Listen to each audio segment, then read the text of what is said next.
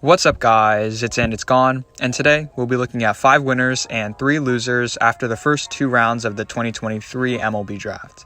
And although we only looked at the first 2 rounds, the vast majority of major league talent we will see make a huge difference in the major leagues is concentrated into these rounds, making them by far the most important. Every year, we see teams reach for players, but also teams that grab excellent value seeing where they are picking. However, the MLB draft is a bit different though, as reaching for a less talented player can also be good, as it saves more signing bonus money for the later rounds, essentially making your future picks more valuable. Plus, with the inconsistency of the MLB draft, these winners and losers may not look the same in 5 to 10 years from now, as a 10th round pick surprises everyone, or a first round pick ends up never reaching the major league level entirely. That's what makes these rankings interesting, because we can come back to this video in a decade and see what ended up being correct and incorrect. But before we get onto the video, could you guys please hit the like and subscribe button? Currently, only 3% of people who watch my videos are subscribed, so if y'all do, not only would it help me grow my channel, but it also encourages me to create more videos like this one for you guys. And without further ado, let's get on to the video. The Minnesota Twins ended up being the biggest winner for me, and given that they were able to sign all of these ball players, really added great high upside pieces to an already pretty good farm system. For starters, they followed my mock draft and added the last of the elite ball players in Walker Jenkins with the 5th overall pick, as everything worked out according to plan there. Jenkins possesses immense raw power and has great hitting capabilities with a quick left-handed stroke, and while his overall hitting ability is not as exceptional as his raw power, he consistently makes solid contact with a smooth swing. And this alone would be a great selection, but they are also able to grab Charlie Soto in the compensation round, who is projected first round pick, and he has great stuff. The rest of baseball decided that high school pitchers were going to slip down draft boards, and the Twins ended up getting excellent value because of that. Soto, a 6'5" prospect, possesses an electric fastball which has reached triple digits and consistently sits around 98 miles per hour, but he also has a great slider and a pretty decent changeup. He'll need some time to develop for sure, but at this pick in the compensation round, when his upside is so immense, the Twins really got another great ball player just to fall in their laps. Although drafting based on need is not an effective way of drafting based on organizational strength and sticking to a timeline is. We've seen how that worked out with the Rangers' breakout season, correlating to a couple of young rookies breaking out at the same time, along to their free agent signings. Well, it seems like the Arizona Diamondbacks are doing that same thing. For the past couple of years, the Diamondbacks have heavily drafted high school bats in the early rounds, like Corbin Carroll, Jordan Lawler, and Drew Jones with their selections. But now that this young core of ball players is reaching to the point as to where they're in the upper levels of the minor leagues, and where they would be graduating college at this point, the Diamondbacks are adding to that core with more college bats in Tommy Troy and Gino Groover. Troy is a 5-tool prospect coming from Stanford with a consistent ability to hit the ball hard and has improved pitch selectivity, drawing more walks this season. With Lawler blocking him long-term at shortstop, third base seems like more of an option. Meanwhile, Groover is a bat-first type who will likely play corner infield or outfield in his time with the Diamondbacks and is also a college bat. Talents of these ball players aside, it's clear that the Diamondbacks have a set plan of competing with all of their chips on the table come 2025 with their drafting and supplementing of the young prospect core. The Washington Nationals' 2nd overall pick would be a win no matter which of the LSU duo they drafted, but they probably got the best player in the draft in Dylan Crews. Although it may be sad for the Nationals fans to not relive the days of a young Steven Strasburg with Paul Skeens, Crews possibly just had the best collegiate season since Adley Rutschman, and seems primed to make a big impact for the Nationals. Crews has been phenomenal specifically this season, posting a .432 batting average while reaching base at a .573 clip and slugging .736. If that wasn't a win enough to grab the best player in the draft, they also got another great player in Yohandy Morales in the 2nd round, who's projected as a mid-first round pick in my mock draft. Morales possesses impressive strength, bat speed, and a patient approach that will likely result in both power and on base hitting from the right side of the plate. And although it was only 2 picks, the Nationals aced both of their selections and grabbed 2 really high upside players with their picks to supplement a rebuild. And although they're still in the middle of a really deep rebuild, an outfield trio of Dylan Crews, Elijah Green, and James Wood looks like one of the best young outfield trios to come over the next decade. Often, the key to winning at an organizational level is to zig when everyone else zags, or go against the grain to find hidden upside. Well, the Marlins did just that and have some of the best young pitching talents to go with one of the best pitching development teams in the league in Miami. For starters, they grabbed the best high school pitcher in Noble Mayer, a high upside play with a fastball that sits in the high 90s and frequently touches triple digits. He also has a wipeout slider too that generates swings and misses as well.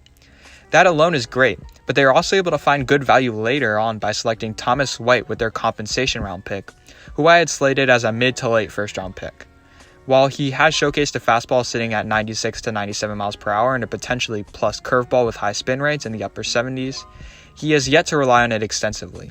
However, he has displayed glimpses of a promising changeup in the low 80s, indicating to the potential for a strong 3-pitch repertoire in the future for the Miami Marlins.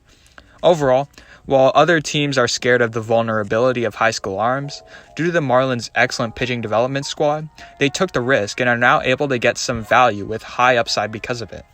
And although the fit isn't really there, with a bunch of high-end pitchers already in the Marlins system, a trade can always happen, similar to that Luis Arias trade, to grab a position of need from a position of strength. Our last winner is the New York Mets, who may have gotten the best value in the draft relative to their position. Their first-round pick actually dropped out of the first round due to them exceeding the competitive balance tax, but looking at their haul in a vacuum, you never would have guessed it. The Mets drafted Colin Howard with the 32nd overall pick, and Howard, a high school shortstop, was projected mid-first round pick, whom many scouts had projected to possibly slip inside the top 10. Howard has a high ceiling as a high school shortstop with decent range as well as good bat-to-ball skills, similar to Diamondbacks prospect Jordan Lawler. And although long-term the Mets already have a great shortstop in Francisco Lindor, when a prospect of his skill set falls this low, a team basically has to draft him. He may make a better second baseman anyways. In order to sign Howard, who should go for overslot value due to him falling this low, the Mets then selected Brandon Sproat in the second round, which is still good value, but at the same time, as a 4-year senior in college, will most likely sign for underslot value and save money for Howard's big payday.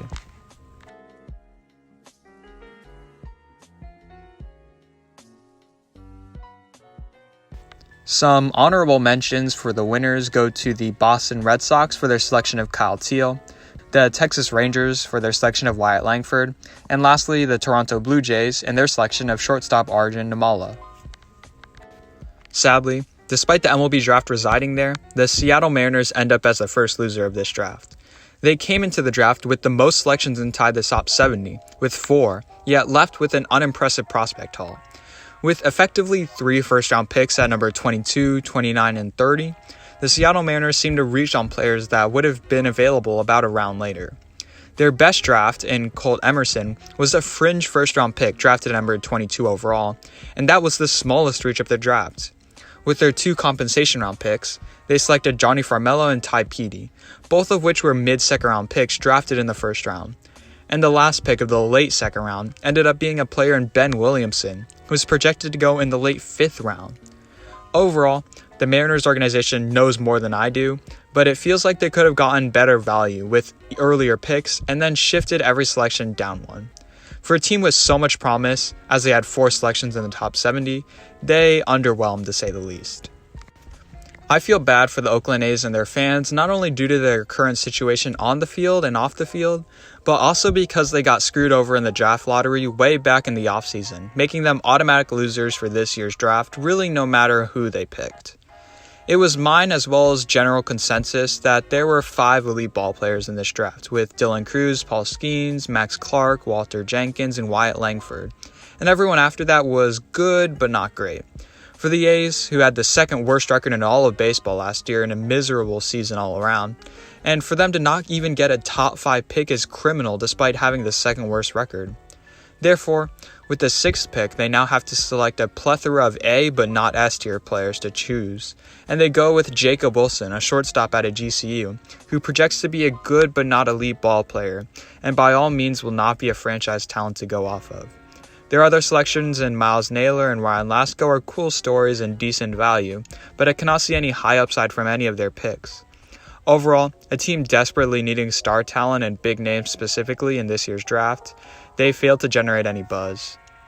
Our last loser is the Kansas City Royals solely for their puzzling selection of a high school catcher in Blake Mitchell at number 8.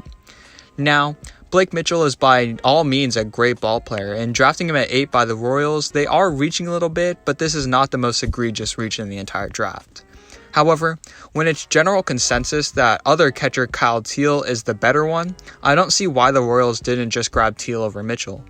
Not only is Teel the better hitter, but high school catchers like Blake Mitchell are historically hard to project, and it isn't like Mitchell is some generational catching talent either.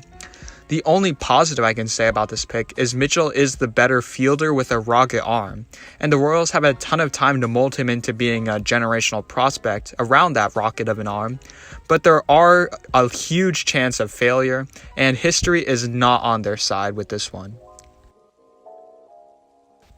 Well, thank you guys so much for watching. Remember, if you enjoyed, please like, share, and subscribe, and comment down below new video ideas.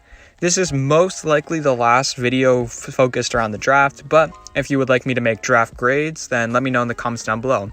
Otherwise, more trade deadline videos. If you have a player that you'd like me to make videos on, let me know in the comments down below again, and I will see you guys in the next one.